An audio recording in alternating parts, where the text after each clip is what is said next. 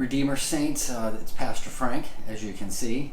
I just wanted to insert myself, so to speak, into the email you're getting this link for, to give you a little bit of an update in terms of the COVID virus, what the government's response is, what does it mean for us as a congregation as we continue to move forward.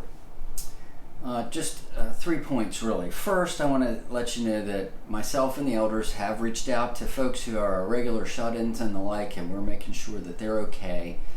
And I want to encourage you, if you have a need during this time, that you would reach out to me or one of the elders, and we will do what we can to help you meet the needs that you have. Do not hesitate to do that. Please reach out to us. Second point, worship.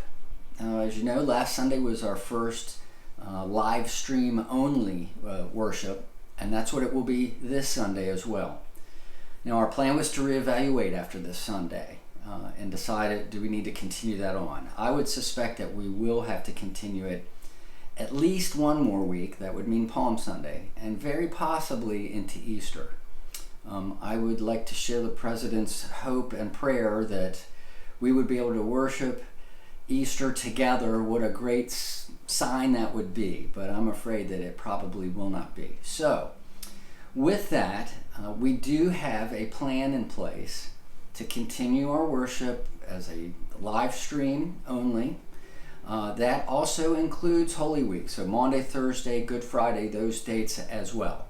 We'll keep you posted sort of day to day or every other day kind of thing to let you know if something changes for that. But we should plan really, at least in our minds, be ready to do live stream only worship. Then the plan is, and I've talked with our music ministry director, our audiovisual folks via Ted, and of course our communications director, Kelly, about setting up for when we do get back together, when we're able to congregate together again, that we will have a Resurrection Festival Sunday. We will do all the things for Easter, all the music and everything, and have a meal afterwards and really celebrate what our hope is, and that is in the resurrection of Jesus, which means our resurrection as well. And then third, just a comment here. The LCMS, the Synod, has put out documentation on guidelines around doing Holy Communion.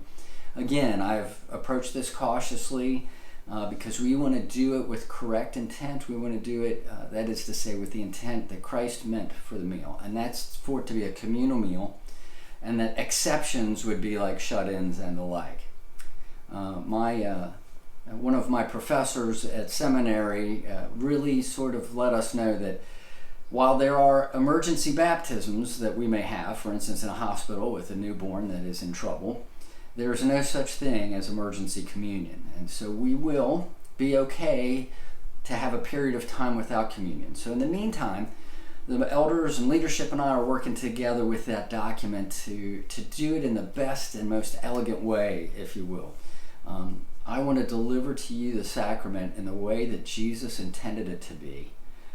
Not just throwing any old bread together or any old juice or wine or any of that kind of stuff, just, in a plate at home or something.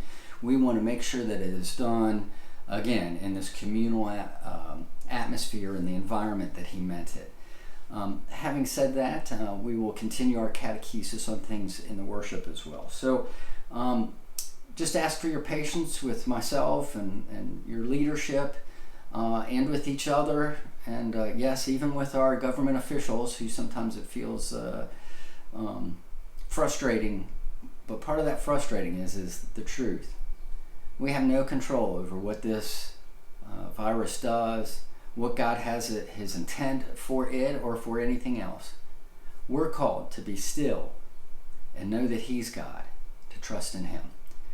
Beloved, thank you for your time. God's blessings.